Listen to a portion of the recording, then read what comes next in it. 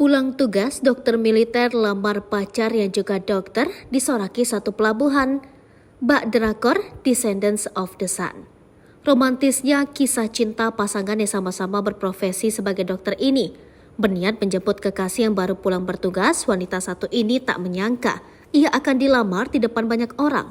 Dokter cantik bernama Dr. Tasha Kamila Mars ini tak menyangka akan dilamar sang kekasih yang merupakan seorang prajurit TNI.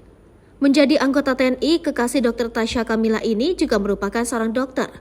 Keuuan bermula ketika Dr. Tasha Kamila menjemput sang kekasih yang baru selesai menjalankan tugas negara sebagai prajurit TNI.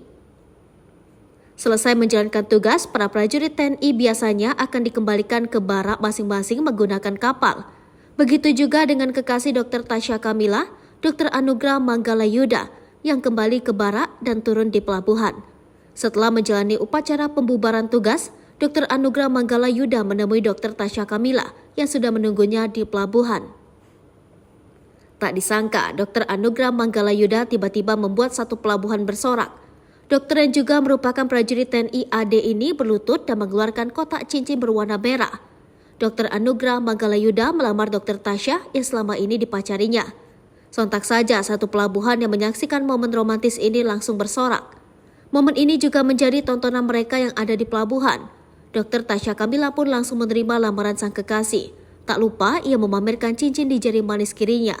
Melihat keromantisan pasangan ini, netizen pun ramai memberikan komentar.